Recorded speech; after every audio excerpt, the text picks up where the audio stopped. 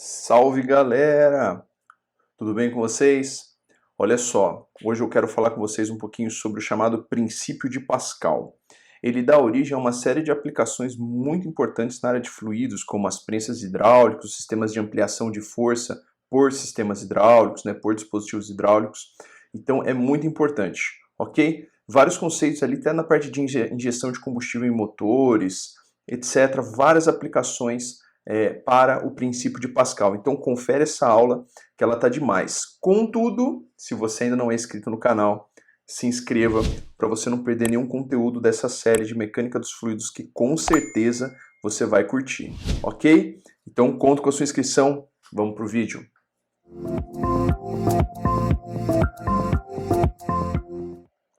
Então olha só, quero falar contigo hoje sobre a chamada Lei de Pascal, ou também conhecido como princípio de Pascal.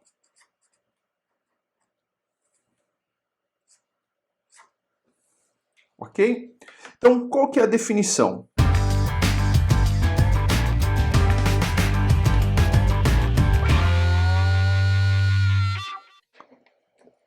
Então, olha só, pessoal, a definição, do princípio de Pascal é o seguinte: a pressão aplicada num ponto de um fluido em repouso transmite-se integralmente a todos os pontos deste fluido. Então essa é a definição conceitual do princípio de Pascal. Mas para ficar mais fácil, deixa eu fazer um desenho aqui que eu vou explicar para você direitinho através de uma questão um pouquinho mais aplicada, mais prática aqui. Ok? Vamos lá.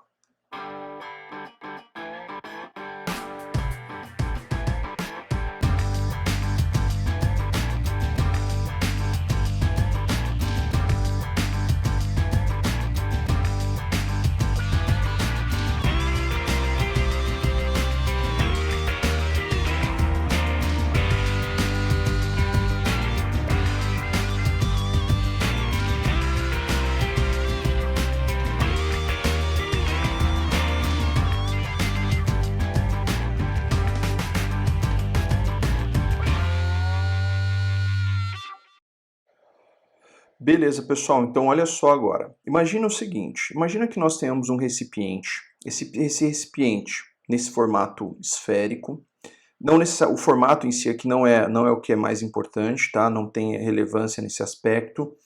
E imagina que esse recipiente ele tem alguns orifícios, e esses orifícios eles são tampados aí com rolhas, tá? Então a gente tem lá 1, 2, 3, 4, 5, 6, 7 orifícios, e as rolhas tampando esse orifício. Você tem aqui em cima também uma abertura, e essa abertura é colocada um êmbolo, então como se fosse uma seringa, ou seja, você pode então através desse êmbolo que é móvel, tá? Então aqui é importante chamar a atenção, isso daqui é um êmbolo móvel, então quer dizer que você consegue pressionar o fluido utilizando esse êmbolo, e é exatamente isso que a gente vai fazer. A gente vai vir aqui, ó, e vai aplicar uma força nesse êmbolo aqui, ó. Uma força F qualquer, ok? Basicamente, o que vai acontecer? Como esse êmbolo ele vai pressionar o fluido aqui interno desse recipiente, você vai ter como se fosse um ganho de pressão. A gente vai chamar assim, ó, um ΔP. O que é esse ΔP? Esse ΔP é um ganho de pressão, é um incremento de pressão. Só que o que acontece? Essas rolhas elas já estão sendo pressionadas por causa da coluna de líquido. Mas quando você aperta esse êmbolo, o que você faz? Você adiciona a essa pressão que já existia um delta de pressão, um ganho de pressão. E o que na verdade, a lei de Pascal fala? Ela fala que esse ganho de pressão, esse delta P aqui, esse incremento de pressão, é transmitido integralmente a todos os pontos. Então olha que bacana. Todos os pontos, a rolha de cima, a rolha do meio, a rolha de baixo, todas elas vão sentir esse ganho de pressão. Ou seja, somada à pressão que já existia, vai ter esse incremento. Ou seja, nós já tínhamos lá uma pressão P, e a pressão total agora, vamos chamar assim de ΔP, vamos assim chamar, a variação de pressão total, vai ser nada mais do que a pressão que já existia, a pressão original, mais o incremento de pressão ΔP. ok? Ou seja, cada ponto vai sentir essa variação de pressão agora, totalizando uma pressão que é a sua pressão inicial, devido à coluna de líquido, mais o incremento de pressão, ok? Então, isso daqui é o que nós chamamos de princípio ou lei de Pascal. É a transmissão integral da pressão no interior de um fluido. Agora, um detalhe importante é que, lógico, o que vai acontecer? Ao ter esse ganho de pressão, pode ser que agora essas rolinhas vão acabar, ó, saindo aqui, ó. Tá? Todas essas rolhas elas vão ser expulsas, e o interessante aqui, né? Nesse caso, essas rolhas elas iriam sair, digamos, todas ao mesmo tempo. Por quê? Porque o incremento de pressão, o ΔP aqui, ó, este incremento de pressão, ele não acontece primeiro nas rolhas próximas ao êmbolo. Esse incremento de pressão ele é integral e simultâneo em todos os espaços do fluido. Então, todas essas rolhas sentiriam esse incremento de pressão, e se elas estivessem no limiar de serem soltas aqui, né, elas todas disparariam e sairiam ao mesmo tempo. Ok? Então, esse era um ponto que eu gostaria de falar com vocês, a parte mais conceitual da lei de Pascal. Agora, olha só, eu quero mostrar para vocês um pequeno exemplo, só para a gente aplicar esse conceito, tá bom?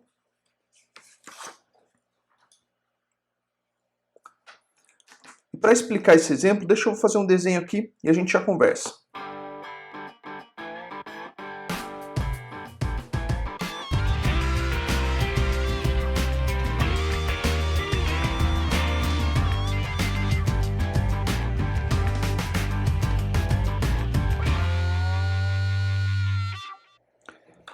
Então, olha só, pessoal, nesse primeiro desenho aqui, eu queria mostrar para vocês o seguinte: nós temos 4 pontos no interior desse recipiente que contém um certo líquido, ok?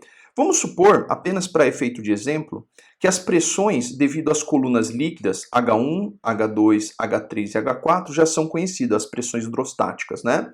Então seria P1 igual a 1 newton por centímetro quadrado, P2 seria 2 newtons por centímetro quadrado, P3,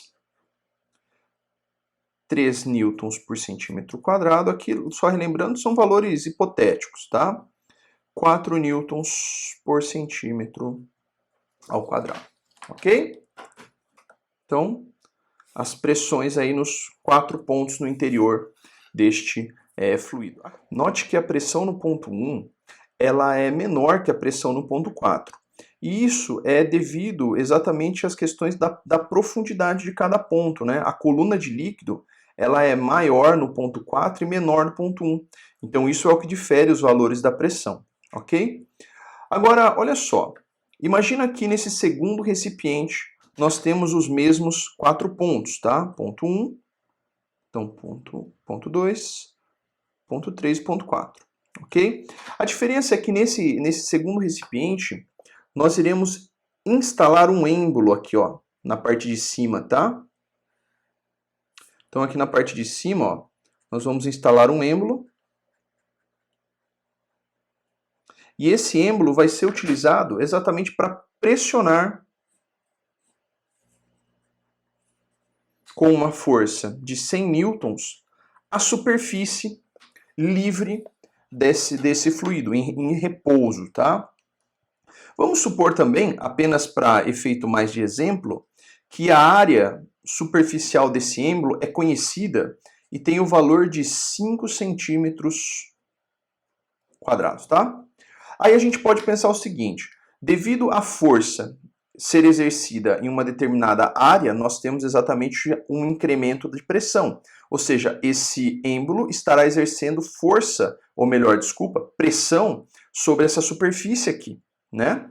E como que a gente vai calcular isso? A gente vai usar a definição de pressão. Pressão é força sobre área. Aqui, só como a gente está falando do incremento de pressão, o delta de pressão, esse aqui é aquele incremento de pressão que eu falei anteriormente, lá do princípio de Pascal, tá?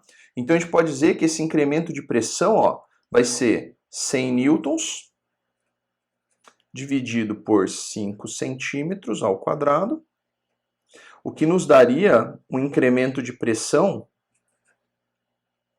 de 20 newtons por centímetro quadrado, ok? Então, esse aqui ó, é um incremento de pressão devido à pressão exercida pelo êmbolo, tá? Aí você pergunta assim, mas então como que ficariam as pressões nos pontos 1, 2 e 3 e 4, uma vez que esse incremento de pressão é transmitido integralmente para todos esses pontos? É bem fácil, é só você pensar assim, ó, a nova pressão P1, vamos chamar assim de P1', ela é a pressão anteriormente existente, devido à coluna de líquido, mais o incremento, mais o ΔP. E P2? A mesma coisa, ó. A nova pressão P2' vai ficar a pressão antiga mais o incremento. P3 vai ser a pressão antiga mais o incremento. E P4, a pressão antiga mais o incremento de pressão. Ok? Ou seja, numericamente, ó, vão ficar da seguinte forma. P1' vai ser 1 newton mais 1 newton por centímetro quadrado mais 20. Então vai ficar 21 newtons por centímetro quadrado. E assim a gente vai fazer sucessivamente para todos os outros. Então P2', 22 centímetro quadrado. P3', 23 newtons por centímetro quadrado. E o P4, 24 newtons por centímetro quadrado. Ok? Então, uma simples explicação e um exemplo aí, só para a gente ver como aplicar o conceito direto, né, do princípio de Pascal. Ok? Então tá bom, espero que eu tenha ajudado. A gente se vê na próxima.